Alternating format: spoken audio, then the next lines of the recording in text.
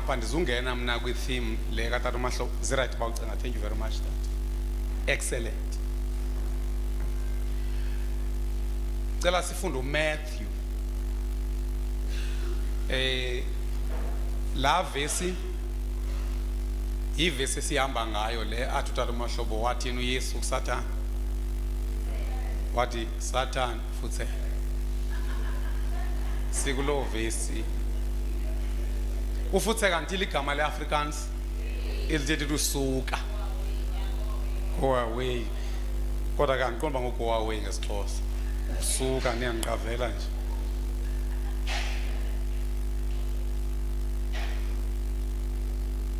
Matthew chapter 4 verse 10 ubabi asifundele or someone kuba ke ubabi ese busy but ke nami ndikabe ndizifundele. Funa sithethe ngetopic ethi the true meaning of worshiping and serving God. The true meaning of worshiping and serving God. Intsingiselo eyona ntsingiselo yokunqula nokukhonza uThixo. Uthi uYesu kuMatthew 10:4-10, get out of here Satan. Jesus told him, for the scripture say you must worship the Lord your God and serve him only. Worship the Lord your God and serve him only. Sithi ke eligama lithi serve ngesixhosa kuthini? Kukhonza. Cela namani phendula phela. Okanye ndivena ngiqhela kuba sila bazalwana masiyibonge elilanga because the opposite yelilanga yimvula apha eMthatha. Cela noba uyaziphephezela uziphephezele unombulelo. Hey bekuzoba kubi apha. Thina sibonileyo in the past days bekunzima apha. Ngeze ngapakanga eziyamoto pha ngeungandiva nawe kungcola iroof. So ndithi ke xa kuthiwa serve, userve is the verb. Xa kuthiwa worship, uworship ubonakala verb kodwa ngokwe definition iattitude. Xa kuthiwa into uyayinqula kuchazwa iattitude not necessarily iaction. Then xa uthi uyayiserva ke ngoku kuchazwe iaction oyenza towards that. So xa kuthiwa you must worship, uworship simchaze ngamagama amabini elingubani sithe it is the ndiyayazi ndifuna kuni. What is worship? Worshipping is the feeling or an expression of reverence or adoration. Ngathi ndizonibetha ke ngoku kanti esingezi senu singesisokufeyila mandisonde lapha kuni andiyogest khwela kuni ngegwaqo sithi worship. What is worshiping? Worship is the feeling. So iphinda kayi-5. Worship is the feeling. Siyabulisa kuma bengena sicela izitulo nizenze ziqaqelelana kuyatshisa zishiyane ngeminwe emithathu mntakameyi iminwe not izandla ezithathu. Iminwe uyibeka kanje iminwe phakathi kwesitulo nesinye kaloku kuba novena ivule ngathi kuseyi covid but ama hips omnye angeqeli esitulweni somnye. At least si safe xa sifake iminwe emithathu. Asayiqheli into ezitulo ezisondelana inkulu le holo bantu abakwethu kuyatshisa. Uba ngaba umuntu kuvalelwe ngamxela kha uhambele nomnyambele ihlale kakuhle. Sithi ke what is worship? Is the feeling or expression. Abantu bangafuna ukucenga le nhlobo yaveyayeka isikolo kuba isonqena ukuphathwa ngutitshala because qinisekile babe clever abafuna ukulawo wena ongasazi isingesi sizophinde siye esiXhoseni. Yintoni iworship? It is the feeling. Uyaqonda i-feeling ipart ye-attitude. So xa kuthiwa uThixo uyamnqula, ithethe ukuthi une-feeling ethile, unemizwa ethile ngawuThixo. So i-worship is the feeling of reverence. Andikwazi ulibiza kakuhle ligama lika-reverence. Reverence noma reverence? Reverence. Cela umuntu ongalaziyo angandincedisi because of lo moshe kakhulu. Umuntu oyifunda emakhwalweni. Sifuna umuntu oyifunda kwindawo njengomount Elif. Emakhwalweni. Okay, sithi intoni ke i-worship? The feeling of reverence. I-reverence intoni? Uhlonipha. So xa kuthiwa nqula uThixo, yiba ne-feeling yokumoyika uThixo. Uyaqonda lento yoba ube nento ethi kazi ubuzothini ubani. So xa kuthiwa ke ngoku you are worshiping God, akuthetha ukuba uyacula. Usengacula ungena i-reverence. Usengacula ungamhloniphi. So xa kuthiwa ethi sithi uYesu kuthiwe you must worship, uthetha ukuthi you must show irreverence and uthatha uzama ukuthi uYesu take instructions from. And to Satan wezama ukunikeza uYesu instruction ethi bow to me. What to uYesu ke ngoku, I won't bow because I'm supposed to take instruction from God only, God alone. So xa kuthiwa ke ngoku worship, i-worship yi-feeling, yimizwa, i-feeling intoni manje? Yimvakalelo. Yes, lento yemizwa le. Yintoni i-worship? I-worship yimvakalelo yokuhlonela okanye yokuhlonipha. So xa kuthiwa uyamworship, uyamnqula uThixo, kuthetha ukuthi unemvakalelo yokumhlonipha. That's number one. It is a feeling of reverence. Ungincedile ubaba belingixakeze ligama. Abantu abanjengobaba bayanceda noba besengcobo nje. Then i-feeling ayikho yi-one, ayo feeling yakumhlonipha kuphela. Feeling of reverence. It is a feeling or expression. Yeah, zihamba zombili. Feeling or expression, ukuyi-expressa into ukuyiveza ngaphandle. Because abantu abaninzi bathi uThixo ndiyamhlonela apha ngaphakathi. Kanti funeka ivele ngaphandle, you should express it. So sithi ke i-worship, it is the feeling or expression of reverence. So xa kuthiwa wena worshipa uThixo, kuthiwa feel and express reverence for God. That's why xa ungumfundisi uthetha nabazalwana abanqula uThixo, uyocinga uba once wathi itshiwo nguThixo bave bayenze. Kuba ubazi esothi jump bengabuzi uba how high. So sithi ke ngoxa kuthiwa you must worship, kuthetha ukuthi you must have the feeling of reverence and adoration ke ngoyesibini, kumthanda. Which means you feel your love for him and you also express your love for him, then sithi umworshipile. Abantu beMaths bondiva lula ke because ngizama uyibeka isiMaths lento. Sithi intoni unqula? Ukunqula yimvakalelo yokuhlonipha nokuthanda uThixo. Igqibile ke worship apha noba uculanga. Abantu abanqula imali abayiculeli. Abantu abanqula izinyanya abaziculeli, sibona kuba bezihlonipha. Uba ke kwathiwa abaphansi bayagodola, bafuna ukwembathi inkabi yenkomo, ngokubahlonipha uyayixhela, ngokubathanda uyayixhela. So i-worship is more of a feeling and expression of reverence. Faka edini ilazi neligama lika reverence. Feeling of reverence. Zakuba uThixo umjane uyamhlonipha. Ndike ndatsho ke mntakameyi ndathi apha ecaweni ngondizo zonitesta, sendindithestile napasa ko grade 1 no grade 2. Kwicala le-pledges. Ii-pledges bezibhalwa nini? Andithi nini ebendibhala?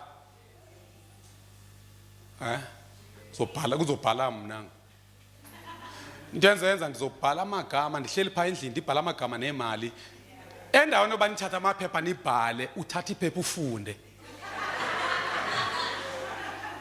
Okay make siye kuAbraham. uAbraham wazipledgela noba nguThixo wabhala iphepha uba makanikele ngantoni.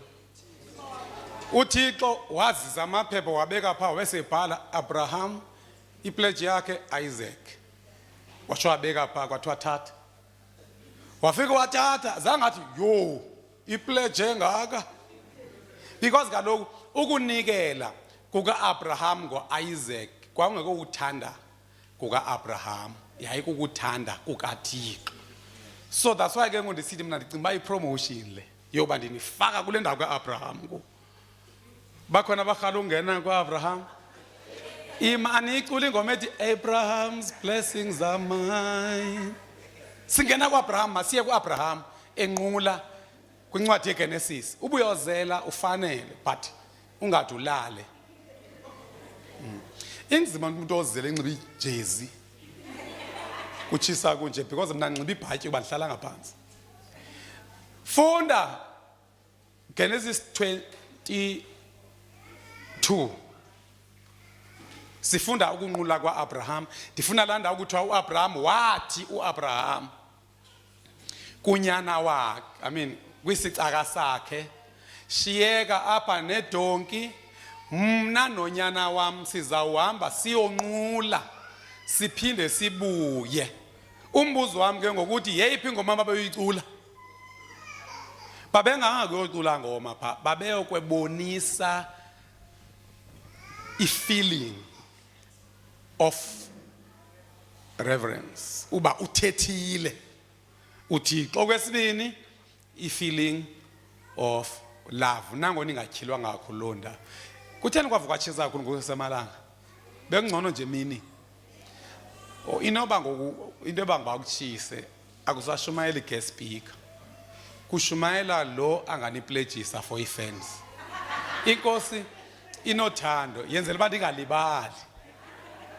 Uyaqonda uba ngela xesha bekushumayela iguest apha bekuphola khona nomoya ongconwana obungena pha then inkosi yabona uba mandikhumbuze uJJ ewe ukuba makutshise kakhulu ndiyabasa ngoku ndibasela lo ozokwazi ukubenza bathenga ifans zabo. And uyazi ba xa uyithengile ifan kade uhlala phansi kwa ususe kwamntu wazi manje phansi kwala fan uhlala mna noba ivisit ndicela uhambele mntaka uthi kumbona umuntu ofelisha impela idesika yakhe idiyaziwe uphalwa una 3 years ehlala kule desika masiya funda babi ndizulisela wena lapha sifunda uAbraham. Okay le ndawo kaAbraham ke yokupledgelwa nguThixo andizupledgisa mhlawumbe khona engamnewala le ndawo kaAbraham yokupledga kwaThixo ndifuna umama umfundisi abejonga yona yena logama ubabi efunda le ndawo yokunqula kukalantu. And into endichazileyo baba pha bekade ndiyayiqwalaseli kuba uAbraham sidla ukuncoma yena yedwa pha kanti uAbraham akatshongo uba ndizohamba ndiyonqula uthe mna nonyana sizohamba kusho ukuthi uAbraham wanqula nonyana wanqula. Masiye funda babe wena ufunde ephaya kupledgwa khona uThixo abhala ipledge kaAbraham athi hamba uyonikela ngonyana wakho lo kuphela kwakhe zizobhalwa ndim mama leshi. Into endenzayo ndijonga apha ebusweni xa ndizobhala ubuqumbile mama leshi faka imali kusho ukuthi nohleka nonke mhlawumbe zisipledges apha funda kanti kwenzekani madoda. Verse 5 wathi kulo madoda wayehamba nawo. Verse 5 ka chapter 22 yes wathi kulo madoda wayehamba nawo salani apha nina nale donki mna nale nkwenkwe sizaya kuya phaya sakuthi sakugqiba ukunqula sibuye. Sakugqiba babezokhida ithomoyi ichwechwa babezocula babesithi sizothi sakugqiba ukuthobela uThixo pha mna nonyana wami sisayothobela uThixo xa sakugqiba siyabuya. So ukunqula abantu abakwethu kukuhlonipha uThixo kulonto ayitshoyo uyenze uncandweni. Ude wazoveza ingoma ke yena ethi uyalalelwa uSomandla noma isimo singavumi. Nani niyayicula ndithi kube abe uncandweni sebala oAbraham nabanye kutsho ukuthi awunayo ireason for saying no to God because of circumstances. Noba isimo sivumi ubuthethile uThixo kutsho ukuthi ke ngoku abantu abanqula uThixo ngabantu abathi uThixo esothetha benze. So sithi ke intoni unqula? Ukunqula imvakalelo inzima isimpondo abayazi imvakalelo amampondo. Imvakalelo yokuhlonipha nokuthanda uThixo. Imvakalelo is a feeling and expression of reverence and love for God. Then ke size kweyesibini ke ngo serving. What is serving? Okay, makufunda ipledge yababi. Enye into endihalelayo endihala abazalwana bayizame apha ekucaweni kwethu. Ndihala sizama ukuyiprevent ezokwenza siphithizele. Sive siphithizele kuyicawe ingangeni senze checklist yento ezosiphithizelisa. Nami ke ndiphakathi kwenu. Uba I think wonke umuntu should imagine iservice. Abhale phansi checklist yento ezofuneka zilungise. Angayilungisi ngoku because vele phalwa xa umbuzo ba into la isiphithizelelayo phala ibalekile. So ngicela ndicinge wangonto ezibalulekileyo. Funda Verse 2 ka Genesis 22. Uthe uThixo thatha unyana wakho uIsaki. Thatha unyana wakho uIsaki. Lo kanye usenyongweni kuwe. Onjani? Usenyongweni. Lumthandayo. Kusho ukuthi apha uThixo akazanga uzofuna ukuthotyelwa qha. Ufuna kuzovela ubukhulu bothando luka Abraham towards God more than towards uIsaac. Kutsho ukuthi uThixo uyongena enyongweni kaAbraham. Ukhupha uIsaac enyongweni. Ngeke wena wongavuma nenyongo yakho. Uthi lo osenyongweni, yes, masiye. Uye naye eMoriya. Uyakufika apho ke kuloo nduli ndiza kukubonisa yona umnikele khona abelidini elitshiswayo. Uyofika umnikele abelidini elitshiswayo. Hey. Ibikhona ifeni ibipha. Mayikize madoda ibhudle kwecala ogogo. Ingathi ogogo phofu baziphephezele seyile hlobo izigodolelayo. Oh. Gogo niyatshiselwa nini noma senagqiba? Uningasemnyango ne? Hayi ke mayifakwe apha kobaba. Hayi xa nisozela, cha ndiyaxaka, why kusozela nabantu bengazange zopheka? Abantu afanga bozela zi-females andifuni indoda yawuzelayo lapha. Kha sixhele apha ecaweni, igusha ixhelwe izolo. Ngamakhonke bengafuni. Masiyeke number 1 sithi not number 1 man. Funda babi. Yes nda. Genesis 22 verse 2 uthe uThixo thatha unyana wakho uIsaki lo kanye usenyongweni kuwe uye naye eMoriya uyakufika apho ke kuloo nduli ndiza kubonisa yona umnikele. Okay, then masiye kulandawo ke babi uAbraham selenqandiwe kwathiwa manganikele ngonyana wakhe. Apho uThixo athi ungambulala unyana wakho. Now I know. Faka pha mfana wami baye gogo bagqiba ukwenza. Usondeze kobaba apha. Ngicela ngigcwalise izitulo. Tata malishi izani nga. Okhalela ungena kwesilandela ngangena ongafuni uyaye. Umuntu ofuna ukusondela kwifan nansi line. Ofuna ifan aze kuyo. Ivule kakhulu umfo. Oh. Sondeze ebantwini mfondini. Itsho kamanga. Ngiyabona ndiyanithanda. Wakwambona umshumayelo mane enqamla. Isem nalungisa ifan.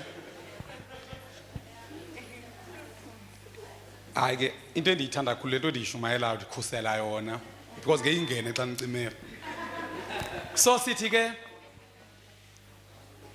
ndifuna le verse ethi now I know. Verse 12. Xa segqibile ke ngoku ukuyonqula uthini uThixo ke ngoku? Uze ungayenzakalisi lo nkwenkwe, ungayithi cha nakancinci. Ngoku ndiyazi ukuba uThixo uyamoyika, kaloku akwalanga nonyana wakho oyintandane ekuphela kwakhe. So nikuvile ukunqula bokuthini? Ukunqula uThixo kukungali nalento uyithandayo ayifunayo.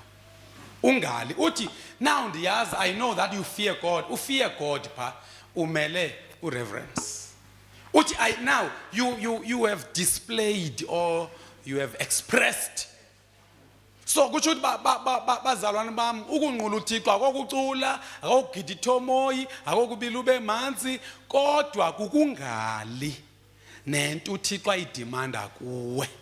Ungali nayo. Now into endiyiphawuleyo ke bazalwane ningeva kakubi zoba ndisebenzisa amagama ecawe, andithi naxa kuthethwa ngesikolo kuthethwa ngamagama ezikolo, not amagama ezikolo sebenzisa igama elithi icawe. Uyazi bazikhona icawe apho kunganqulwayo. Akudimandwa kwanto emzalwane. Into ayenza uphosa nje lo masenta nawo. Acha quote le verse yenkazana eyanikela ngepeni. Endilankazana kuthiwa yanikela ngepeni kuba ipeni yayitheni kwakuphela kwayo. So ndithi ke ma Christian family ndiyanifundisa namhlanje ukuba ukunqula kukungali nento uThixo ayidimanda kuwe. Kukunqula oko.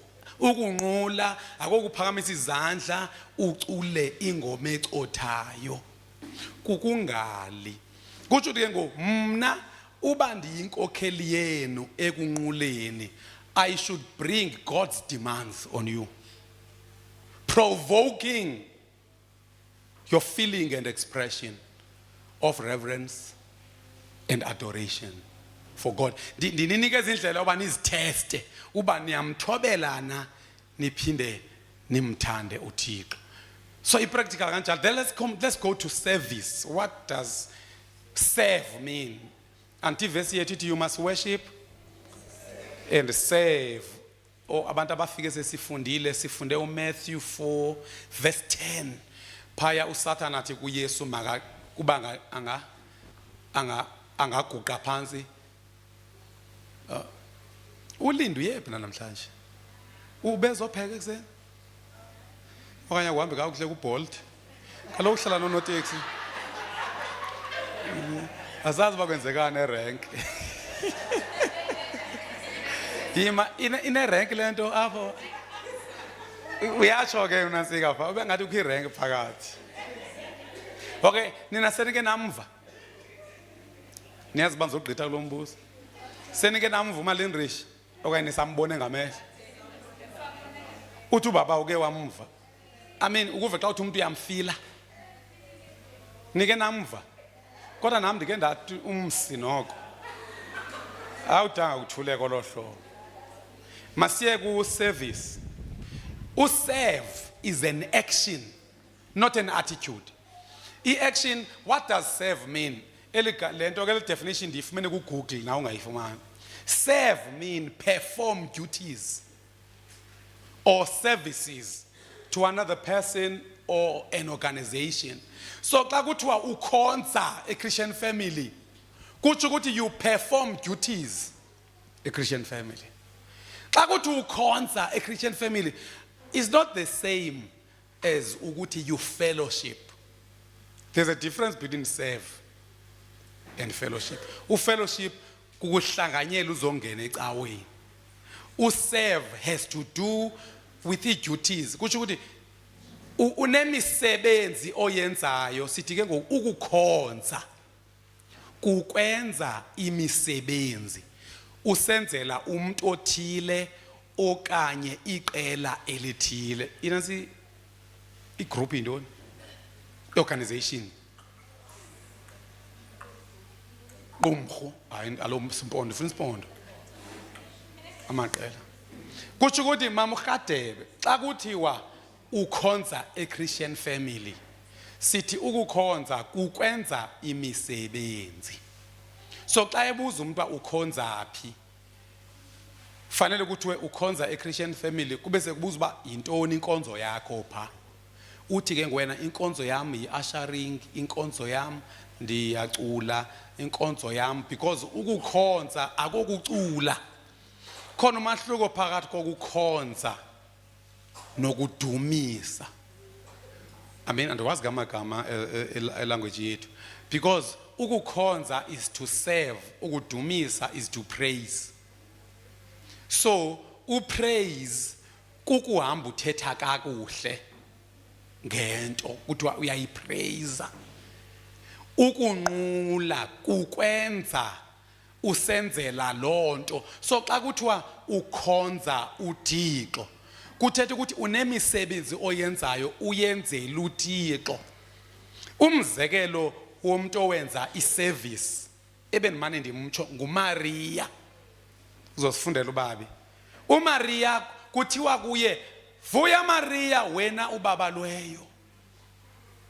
Kwabe sekuthiwa kutsho ukuthi lento yokuThixo akunika umsebenzi omawuwenze kukubabalwa is a favor, because uThixo he could do these things without you. So you are favored to be given an opportunity to do these things. Ukwenzela uba xa seluzenzile akwazi uba uYesu akunike i-crown ngoka 2 Corinthians 4:7. Anditsho kanjalo uPawulos ubuthi ugqatso abantu bomngcwabo bathule ntoni ngomgqibelo namhlanje? Kuthiwa ugqatso.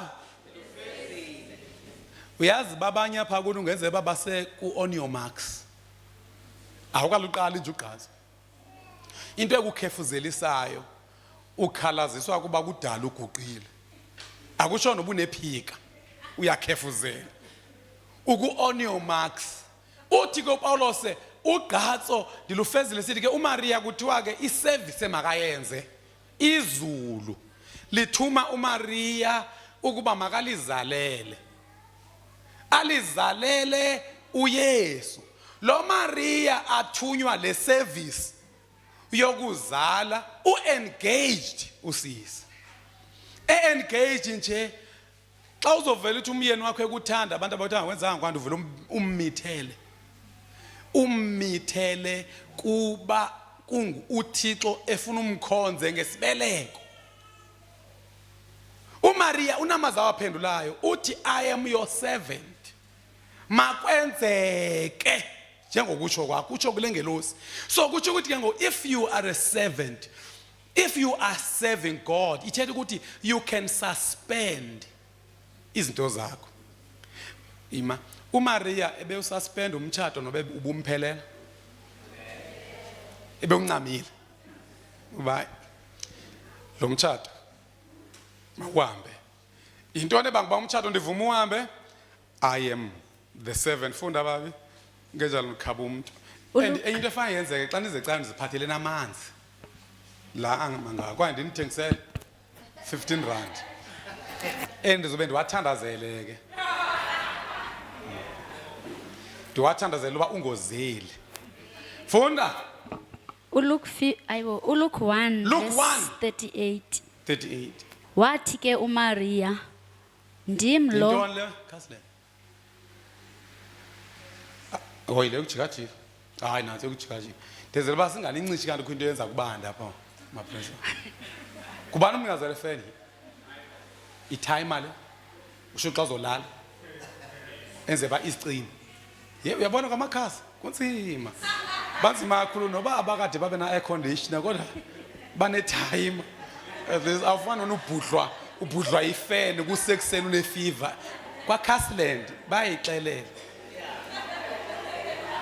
Utheni? Kuthiwa inkosi ifuna kuye ifeni. Wavele weva inkosi usemva kanti ungaplanwa noplano. Inkosi ithetha ngami namhlanje. And unxibe impahla ezimnyama lonto le. So inkosi inempahla ezimnyama. Buli andiyiqondi. Ndiyancokola. Yes masiye. uMaria kuthiwa ke ngoku iservice amakayenze makakhonza uThixo ngokumitha.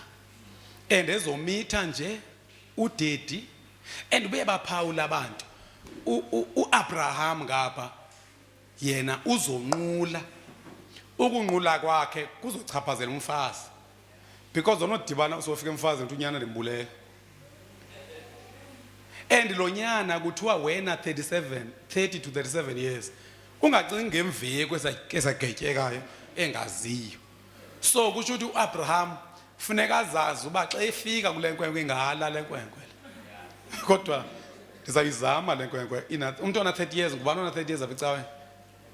Asizuthetha kakhulu ngawo. Hayi apha emakhwenkweni. Mkhohlana kanti unantoni? Izapha mkhohlana. Ake so sive. Gutata? Tata ukhohli uneminyaka. Oh, hayi. Una 30 plus 2. Kutsho ukuthi umdala kancinci. Ujogi unantoni? Izapha Jogi. Ujogi unentshebe nehwanqa. Sizama ke apha ukujonga uIsaac lo ayobulawa nguyise. Uba xa uyijonga le service izobalulana. Una 25. Kutsho ukuthi lo mfana ozoyonqunywa lexhego una 5 years. U5 years older than lo mfana. Andithi nani xa kuthiwa funeka senze into ethi lapha ecaweni ke niyibone bengathi kuJoseph le. Ingakumbi le ka sacrificial. Ngathi kuIsaac, thank you. Mandiphinde ke ngesentence yami. Xa sasisithi sizokwenza sacrificial zange abanye bambone ngoIsaac. Okay nina visitors. Usacrificial lapha ecaweni sithi umzalwana manganikelwe ngomkholo. Asimnyanzeli. Lo mkholo kodwa uzowuhempula inyanga eziyi12 adawuqibe. Yabona nokuyife. Uzobhatala over 12 months. Ndithi ke ngoku xa ndibabuza nje abantu babona bengaphenduli nina visitors. Ndibuza kubo ke mna ukuba xa kuthiwa mabakhonza uThixo ngokunikela ngomkholo zange kube ngathi kukuyonquma uIsaac ona 37 years na bathula ke bo because bandidelela. Kodwa ke nina ndiyanithemba uba noko niyandihlonipha ningabaxikelelela. So sithi ke inkwenkwe engaka awuzuvumelana nayo, awuzuyicenga, awuzuricha agreement ngokuba hambayo ukucaba ayazi into lenkwenkwe. Ithi nazi inkuni. Nazi into nani? Nanku umlilo. Iphi imvu kuba lo mfana mdala lo mfana. So kutsho ukuthi xa kuthiwa uzoseva uThixo yazi uba ukukhonza ukusebenzela uThixo ukwenza into kaThixo kuyosoloko kufika unayo into yakho ekufanele uyibeke ecaleni neyipriority noyithandayo neyiplan. Thina into esinayo sithi Thixo sawuyenza sogqiba le yethu khonje le yam Thixo qhi yona. And ubuya Paula uthi usothi qhwile yakhe yokuqala okanye wengatsho Maria ngoba kuthiwa mhlawumbe ke uyazi amathi uba ke ngelosi okuba nditshate ukwenzela uba ke isisu aphelalini sazuba sesasemtshatweni. But kutsho ukuthi xa kuthiwa ukhonza uThixo, ukukhonza uThixo kune inconvenience. Ukukhonza uThixo kunqwa nawe uthuma umntana wakho xa ufuna iti ulinda umntana wakho azigqibe zonke into afuna uzenza ngolo suku. Uba ngabubukele, thank you bafana bami abancinci nabadala. Hayi ke ubaba wakho into inkosi eyithethayo uba makafake uno time bank lo mfana in case ube kumuntu ofuna ukufaka apha. So ndithi ke uThixo xa esithi ndikhonze uzofika khona umntana okufike uphala uthanda ugeneration okanye uthanda uzalo wena uhalela iti okanye umvubo. Xa usithi mntanami khawundenzela umvubo awulindelanga uba athi mama mawusose kuphele le topic lento kangoba thina ngexesha lethu andikhoshwa ngamaxesha ngoku xa ubizwa ngumzali wawungatsho uba ndiyeza yo ubuthe emzalini ndiyeza uyeza nguba ayonto siyenzayo ke kuThixo leyo ethi Thixo uba ke ndagqiba le yakho ndiyeza and ujutsho futhi uba ndawuyenza ukhale Thixo xa sendiyiqalile ndawuyishaya ukhale Thixo lento. So ndithi kunike bazalwane must understand the true meaning eyona ntsingiselwe yiyo xa wayesithi uYesu sithi sibhalo you must worship. Uzama ukuthi uYesu isithi sibhalo you must love and revere and the reverence phinda beyiverb ne oh you can revere alivakala kahle ulimi lwami alunantsiki.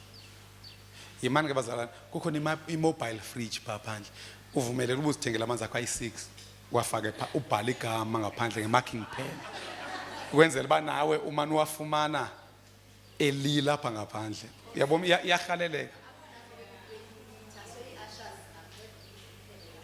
Okay kuthiwa khona ku-20 litre abantu banxibe ezazi nto ungamqhwetha nanini uphakame nakonthethayo akuphathela amanzi noba uyivisitha abantu bahlaza phakamani kwetini phakamani ntombazana visitors uqhwethe izinto zi-servants ezi caka zikaThixo bazoyokhelela amanzi abandayo uspecial nawe noba kho tafile phambi kwakho.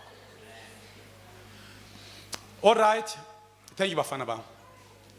Sithi ithini ke ngoyi-true meaning of worshiping and serving God? It means the feeling leads to service. No, the feeling leads to action. Feeling, action. Which means indlela oziva ngayo ngaye uThixo ikwenza wenza into ethile umenzela yona. Which means uthi uThixo ndiyakubona ukuba uyamoyika. Uthini? Ndiyakubona uyamoyika xa uthiwa uyamoyika uThixo thoba uyamhlonela uthi ke ngoku ndiyakubona uThixo uyamoyika ithetha ukuthi kutsho ukuthi ke ngoku uAbraham unqulile waphumelela. Thina ke bazalwane uThixo thina usishaya ngediscount into azifuna ukuthi akho inconvenience ngakho kaba ndiyacinga uba ngakafika athi ngugqiba uthenga imoto athi nikela ngayo ningathi nathi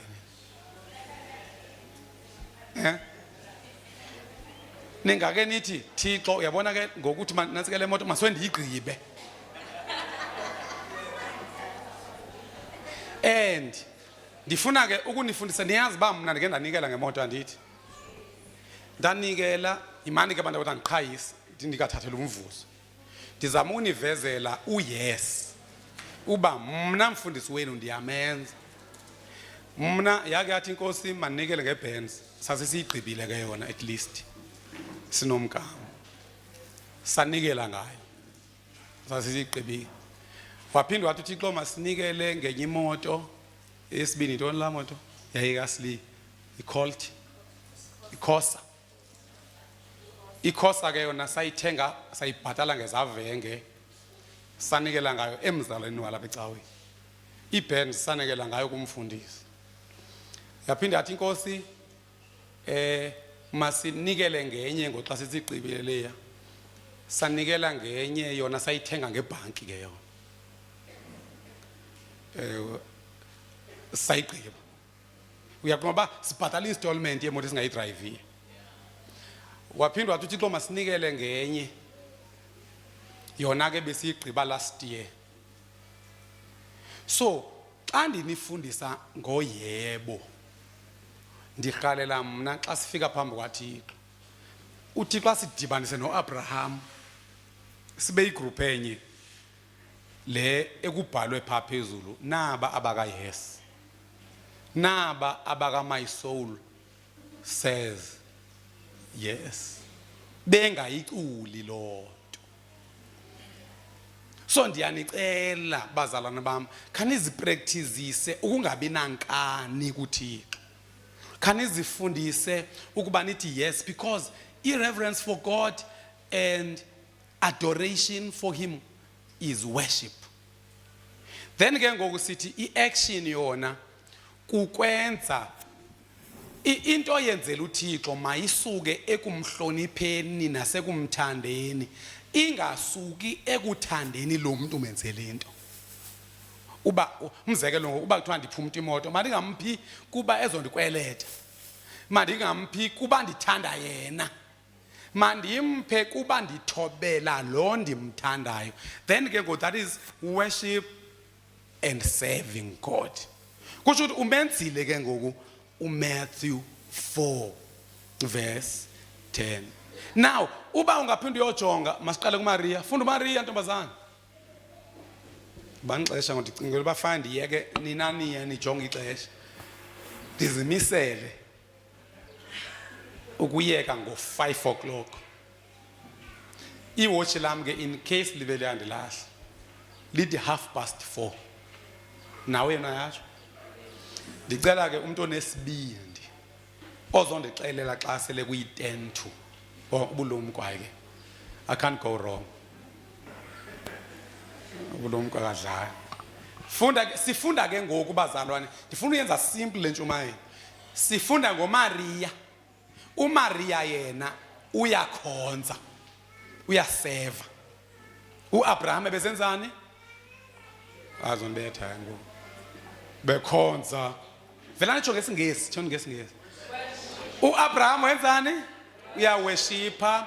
uMaria wenzani? Service.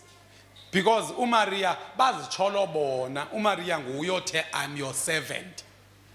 uAbraham nguye ozitsholo yena wathi siyahamba, we shall go there, worship and come back.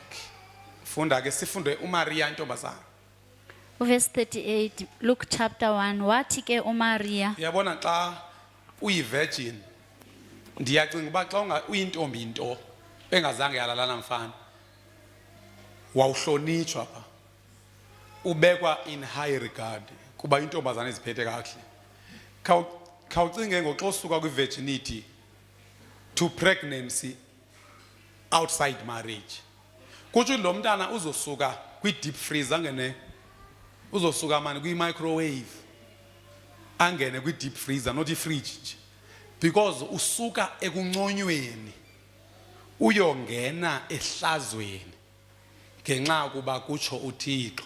Fonda uthini ke uMaria usisi? Ndim lo mna mkhonzazana. Chapter Luke again. 1 verse 38. Luke 1 verse 38. Andikosho bikhona icawa kwela cala, but usiya engathi unjonge kakuhle pha. Yes. Wathi ke uMaria, ndim lo mna mkhonzazana wenkosi, makwenzeke kum ngokwamazwi akho. Makwenzeke kum ngokwamazwi akho. Ngicela sive isingesi. Uthi ndingumkhonzazana. In other words, ndikhonza wena, ndisisicaka sakho. Yabo, niyazi bazalwane, uba nithanda ukucawa ecaweni apho ungaxelelwayo ubuThixo ufuna wenzeni, ithethe ukuthi wena ufuna ukuba ngumcawi, awufuni ukuba ngumkhonzi. Kuba umkhonzi ubile umanzi. Uyazi xa umama wakho ethuma impela xa usemncinci ngaphandle ukurhalele ukuyoba ngowakulo sibanibani, kuba uyambona usibanibani udlala ibhola koko, ade athengelwe nebhayisekile. Uyambona uhlele sehla ngebhayisekile usibanibani, uba kwabo ngamahlwempu ke uhlele eqhuba ivili, sasiqhuba amavili emoto thina, faka udaka pha ngaphambili ubolonge benkomo. Uyambona uhlele edlala, unento ethi you apha ekhaya ingathi andithandwa. Xa usetyenziswa ekhaya uhlakuliswa, uvuna, ugunxula, ukhamanzi, utena, kusakhiwa isibaya, kuyothezwa inkuni, kuyorhelwa ingca. Unento ethi ndaze ndafa ndizophila nini? Kube ngathi ungaya kulo sibanibani, because kulo sibanibani bayazikhupha yonke imihla, bahle besiya elwandle beyogeza isikhwakhwalana. So nawe unayinto ehalela ukuphumla. Kodwa ndiyanicebisa bazalwane bami, serve God. Do not be church goers. Do not be singers. Do not be dancers. Because then we dance apha. Andiqonda ukhona umvuzo wokudansa. udanza udubile ufike uhlale phansi ukhefuzela utsho ebantwaneni uba bakurabhe emqolo. Into abakurabhelayo nalo mntwana kuba umothi uyigubhu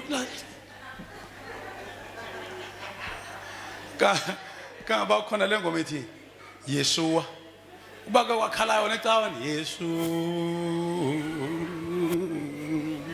ngabe benza kanjani angeke babone namanje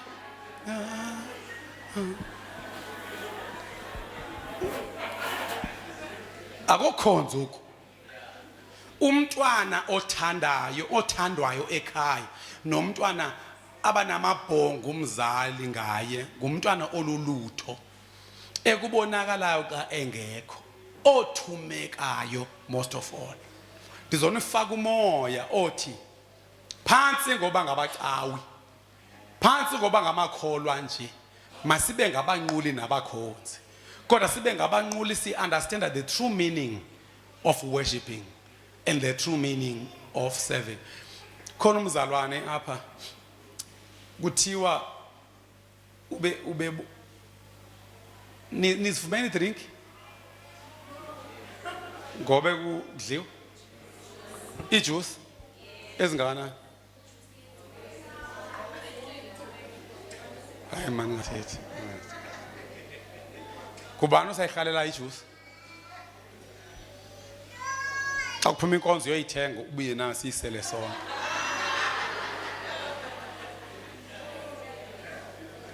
Okay masiye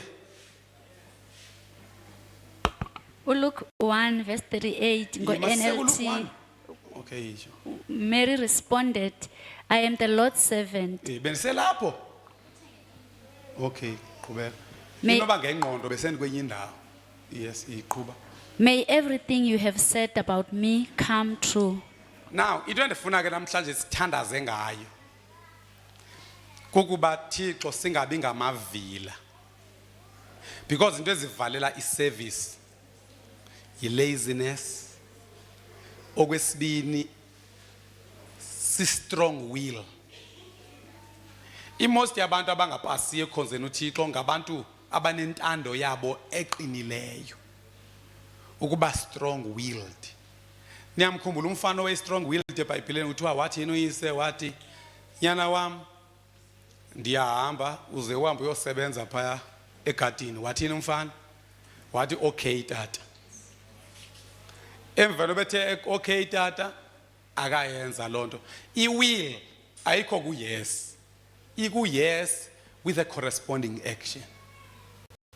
So ndithi ke i-Christian family yonke njengoba ngoku olina babuye nomnye umthwalo uThixo uyasithuma eMount Elifa. uThixo akasithuma eMount Elifa. Unoteksi wethu ndiyambona ngasichazekile. Inoba uzoyo uthengisa iteksi eyi-1. Yesomatekisi. eMount Elifa bazalwane besibhatala i-2,000 rand per month yokurenta.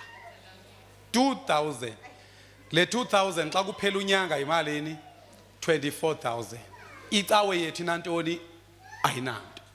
Kodwa ngoku uba singathi la site singathi siyayifumana pha seyinendlu sirevampe la ndlu sidilize le ndawo iphakathi kukhonzeke at least. Mhlambi ke kungenzeka uThixo asincede vele kuqeshwe abazalwana apha ecaweni bavele banikele imiholo yabo for 12 months. Yimani kakade uba ungawothi xa uqala ukusebenza athi uThixo 12 months mntanam ukhuphe nje rent neyokudla netransport ufake ecaweni ungathini? And niyandiphawula uba mna ndikwelicala lo okay manenzela umzekelo uba mna ndifana nabani. Mna ndifana nalo mntwana ndike nimbone umntwana eklasini ohlele ekhumbuza utitshala ngehomework. Ngobani abamthandayo lo mntana?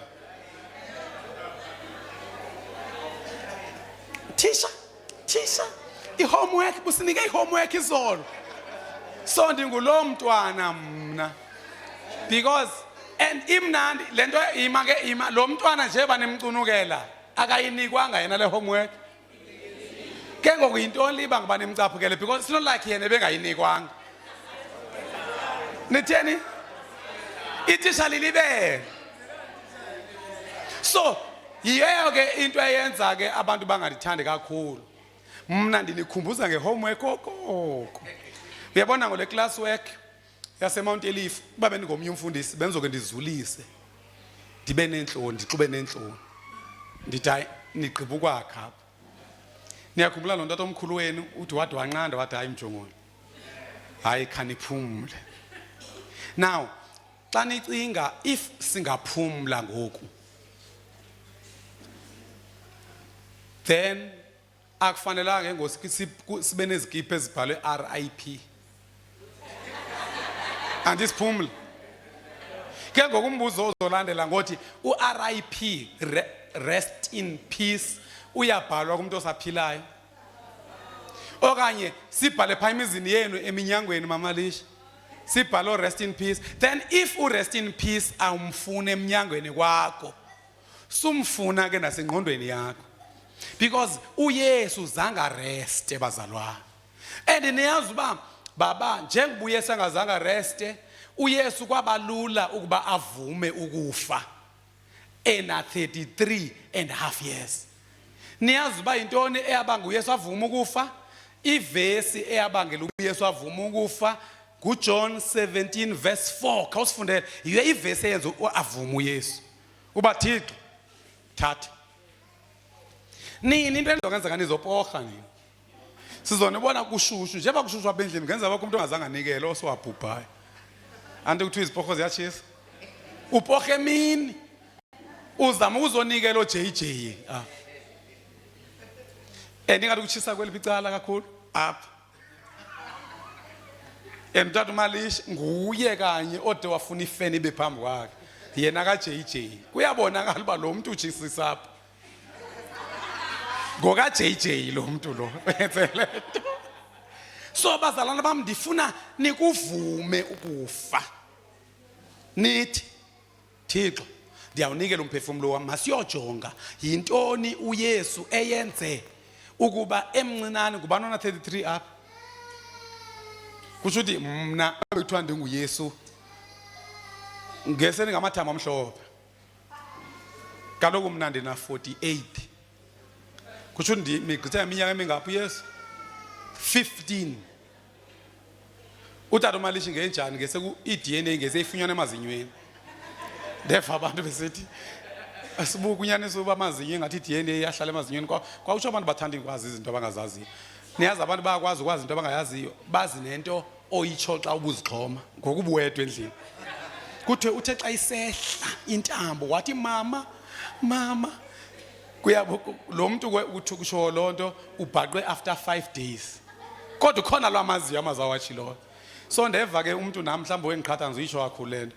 Uthi amazinyo kutsho iDNA. Awuyazi nawe sine? Sibu awuyazi na? Kuba kulithambo ne? Akunyanzelanga babelizinyo. Okay. Uthi sibuka kube ithambo lihlala kakhulu. Not necessarily izinyo. Ndithi ke kuni bazalwane bami. uYesu wavuma uba afe eneminyaka eyi-33 zangatsho uYesu uba ndimncinane kazeki. Into yabangela atsho lonto ndithi nguverse 4 kaJohn 17. Funda. Mna ndikuzukisile emhlabeni ndiwufezile umsebenzi obundinikile ukuba ndiwenze. Nive? Into enemenza uYesu avuma ukufa? Kuthini ufeza? Hayi nento ukufeza le. Uthini uYesu? Akakafi ngoku baba. Akakafi. Kangaba abantu abaninzi bathi andikade ndiyifundisise lanto. Kuthiwa emva ka chapter 17 khangaphinde enzento. Emva ka chapter 17.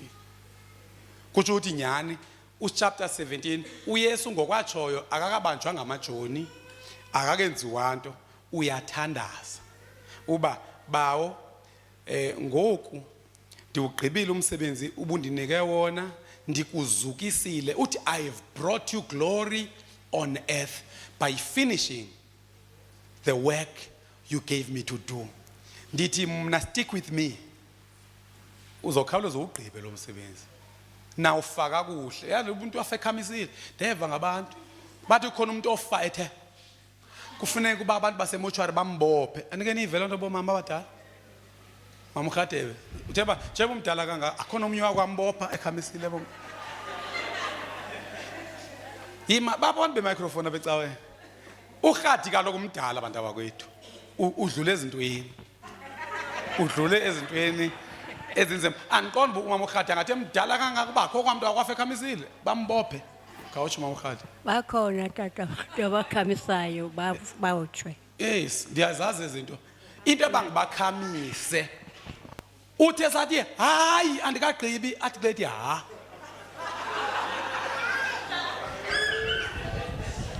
kangangoba kukhona utata ekuthiwa nguMiles Monroe utata uMiles Monroe kuthiwa washumayela intshumayelo phambi babhubhe amini ke xa sebhubhile umuntu sizama ukubuya umva kuthiwa washumayela intshumayelo ethi die empty xa kuthiwa die empty yifa uyikhuphe yonke uThixo into ebekuthume yona uligobhogobo ndithi ke ngomna stick with JJ izawuphuma because mna ndikulomntwana okhumbuza utitshayo bathi besaphumule bathi endiva ukuthi uma yokaze bechazekile xa ifika wade wanenceba ngubani othi wakhala kusho ukuthi uboniwe wanenceba because ubona umsebenzi wezandla zakhe abonakalise ukuthi irreverence and into yokuthanda and adoration kuThixo and lento ivele ibuyele kuwe ikuvuyise kwangoku ndiqinisele noSibuxa wayepainta yedwa apha xa esehlika kule moto yakhe neleli ejonga ewe wabona uba hey ndisebenze andanoba there's that feeling of contentment kukho lanto yokweneliseka niyazi uba abantu abaninzi bahamba bezula befuna into engabenza bonele kukuba babonele into abayiphilelayo it's like ufumene the reason for living xa ukhonza uThixo because uthi ungekayi kuyobongwa uthi usajonga umsebenzi lo wakho nawe uncuma phangaphakathi kwawena lento ithi ukukhonza uThixo kunomvuzo kwalapha emhlabeni because ngoku uYesu kutsho nje bezofa ujonge emva hey hayi Thixo ndiza kuwe bawo ngoku ndishayile ndiyenzile uthi ndiwugqibile umsebenzi masiye uPaulos utsho the same thing bazalwane 2 Timothy chapter 4 verse 7 I hope niyandiva into endini influencela kuyo ndini influencela ku ewe and singabi naye not now umzalwane bangumzalwane othi ewe Timothy wesibini chapter 4 bulumko sendiphakamisela isandla pha phakamise kamnandi 2 Timothy chapter 4 verse 7 ayisimamele mamelani kabazalwane uPaulos kokuqala ezivingathu uzofa apha kule verse uba awuyazi kwawena iBhayibhile uvela uthi qale mshumayeli zange ndeva nokuqala nokwesibili kokuqala uPaulos ezivingathu uzofa apha uPaulos uke waziva ingathi uzofa kuPhilippians 1 verse 21 wathi watsho futhi wathi andazi uba mandikhethe iphi uthi andazi uba mandikhethe ukufa okanye mandikhethe ukuhlala uthi kuba ukuqhubeka ndiphila kumnandi because it will be a service to God but uba ndiyafa it will be gain because ndiyakulo ndimsebenzeleyo uthi I don't know which one to choose kokoqala apha ezibone ngathi uzofa but uthi xa ephinde eqhubeka athi hayi kodwa ngathi ndizophila masifundelwe ke Philippians 1:21 sorry mntanami ndifuna ukuzibo wena ubukwazi bona ungathi uzofa indlela okhalema ngayo ngegama likaJesu ngenxa kuba uyazazi uba uku on your marks uPaulos xa ezibona ingathi uzofa uthi I don't know which one to choose. I'm caught. In between ngaba nomfana ndike ndimbona indlela agijima ngayo. Ya uba uzokweneliseka. Kukufa oku. Balekana nokufa lapha. Ndiyakuvala ukufa ngegama lika Yesu. Ndichela igazi. Hallelujah. Ndizawuphila. I shall not die. I declare and decree life, abundant life. Bafuna kwexa zomdlalo. Abundant life kudlala imizi kwezocawezo. Because nalomfundisi omane enideclarela ilife uyafa naye. And hambe yomjonga senezbacks ngoku. Kuyacaca kuba nje uqala izibani ziyacima. Apha yakhona la tata uzovala umlomo afe. Nishiyeke nina. Khona umuntu utata bebemthanda kakhulu lapha eNigeria. Benezitika zakhe. Onesene emeqala ngoJ. Ngoku abantu bakhabazi bamabayephi ngoku. Abazi bamaye kubani ngoku because upapa uhambile ndithi mna umzalwane akakuvala ukufa. Because xa uvala ukufa ukuvala njengaba. Because uYesu wathi ndikuzukisile ngoba ndisemhlabeni. Ngoku ude atsho ubufuna uyaqhubeka nalamthandazo uthi Thixo ndizukise ke ngoku. Ngozuko endandinalo before the foundation uthi ngizothatha into zami. So into zakho ezithi uzozithatha usogqiba ukukhonza. After you have served the Lord, then you'll go funda ubulu umkuzotha enzini. 21 kuba Zala nimamele yonke abazalwane uyishumayela. Senixelele ba kulapho uPaulos azibone ngathi uzofa usentolongweni. And uPaulos xa besentolongweni ibingeyo correctional services. Ibukubhantinta apho baphatheka kakubi awunikwa impahla. So uzibone ngathi uzofa ke ngoku mamelani ke bawuthini. Kuba kumna ukudla ubomi kunguKristu. 21 Yes mntana. Ukudla ubomi kungubani? kunguKristu. Ithetha ukuthini lonto? Ithetha ukuthi xa kuthiwa ukudla ubomi kunguzibi, ithetha uba ndenza intando kazibi. Uzibi uphila kum ndiyipuppet yakhe. So utsho lonto uPaulos epha uba ukudla ubomi kunguYesu. Yes. Ukufa kuyinzuzo. Ukufa kuyintoni? Kuyinzuzo. Ke ukuba ukudla ubomi ndisenyameni kusisiqhamo somsebenzi kum oko, into ke endonyula yona andiyazi. Kuba ndixinekile phakathi kwezinto ezimbini. Ndinawo umnqweno wokunga ndinganduluka. Kubani unqwenela ukunduluka apha sitsho ngapha kogogo? Ngubani osele nqwenela ukunduluka? Amen. Bogogo.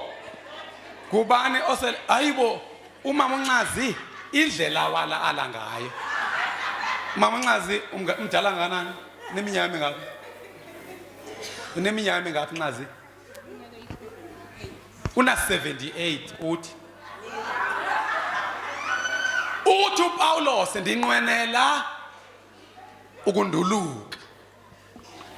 Ugogo uthi yena nca. But ke siyamazi ukhuthela umama uNcazi. Okay. Qhubeka unqwenela ukunduluka. Ndiye kuba noKristu. Andifuna ukunibuza nina ndiyayazi impendulo. Kuba kokona kulungileyo kakhulu. Uyangibuthini? Kuba ukunduluka kukona kulungileyo. Uyabona umuntu osebenzele uThixo.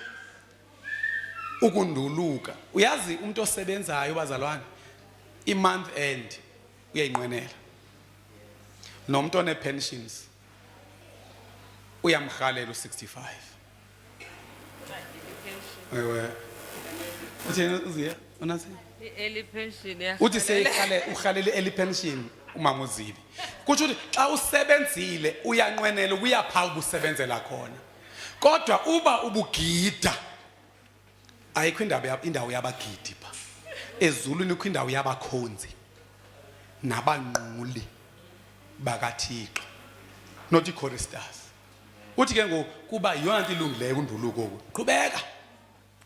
Kodwa ukuhlala ndihleli ndisenyameni yeyona nto ifunekayo ngenxa yenu. There is what is good and what is necessary. Uthi kodwa ke xa nijonge nina kufanele ndike ndiqhubeke ndiphile. Yes. Kananjalo ndikholose ngoko nje ndiyazi ukuba ndiya kuhlala ndihlale ndihleli nani nonke. Naku ke ngoku uyabona sephinde ityhilekela ukuba hayi akazufa ne. Semasiye kwesibini ke kwindawo apha ziva ingathi uzofa. Ku2 Corinthians, 2 Timothy, fast babi awenzanga nto ke mntanam Timothy tampela. Sizingela lo muntu ka JJ owenza kushise kangaka. Umzamo omhle ndiwuzamile. Uyayiva ke inceko iziva ingathi izofa again kodwa this time itshintsha itone. Ithi hayi khona ngoku andisafuna uhlala nani ngo. Hayi. Timothy umzamo omhle ngondufezile. Ndutheni? Ndiwuzamile. Uzamile umzamo omhle yes. Ugqatso ndilufezile. Ugqatso uYesu ebetheni naye pha? Ndikunikeze uzuko ngokufeza ondithume kona. uPaulos uthini naye? Ugqatso Ugqatso ngoku ndilutheni ngo? ndilufezile. Hayi. Ndilufezile ngoku. Niyamphawula uba oku kwesibini akasekho caught in between. Oku kwesibini sesithi hayi ndihamba ngo. Ewe. Okwengudugudu ingududu wathi ethi ndiyahamba ndiyagoduka. Kodwa inhliziyo yami ibuhlungu gqithi. Yima kathi ndingabaphi nina? Aniyazi ingududu bithini xa ikhala? Ingududu yintoni ngesingesi? Intsingizi. Ingududu kaloku ezimpondo. Ngoba nabazi ingududu xesha lam liyaphela. Yimani ke bazalwane ndishumayela ndimane ndincokola, shumayela manje ndincokola, ndicingibala ukandi operate machine apha ncokola nabantu. Owe, ngingafuna ungxakisa. Funda. Uthi ke ngokugqatso ndilufezile yiyo indawo endiyifuna ukuthi ndiyigqibile iservice yami. Andithi ebetshilo uYesu kuMatthew 4:7. Uba zithini izibhalo? Zithi funeka unqule, ukhonze uThixo yedwa.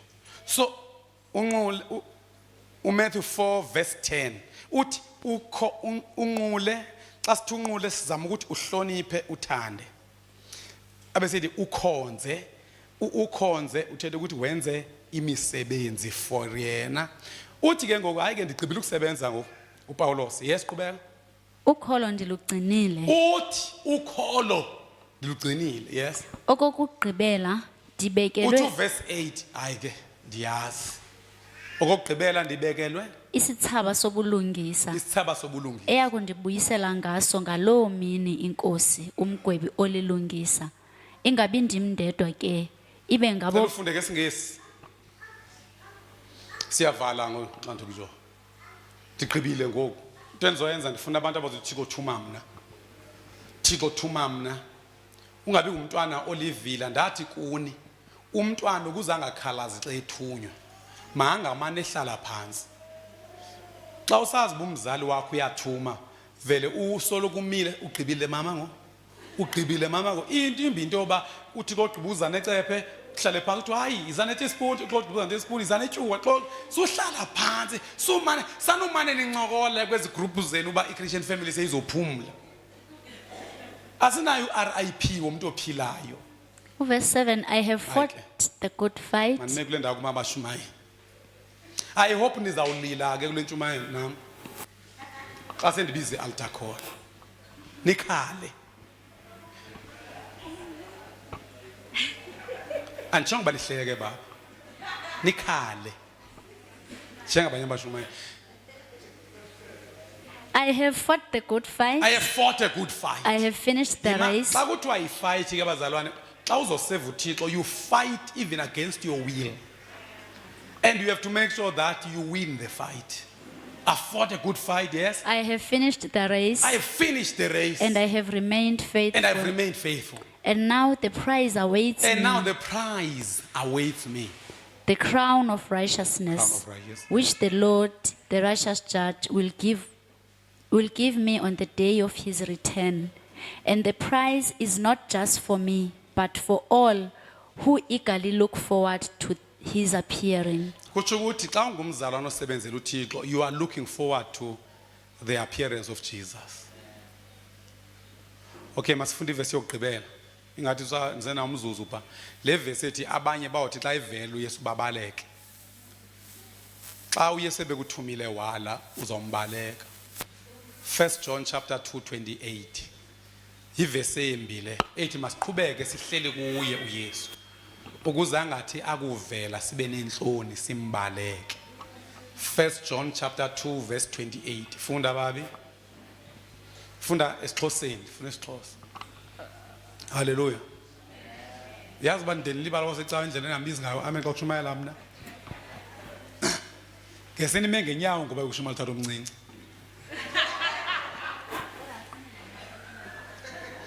Nakudabs ngesini sithi nihleka nokuhleka mina akuhlekwa akho amen lutho nizama unityhafisa. Uthi umama kutata omkhulu.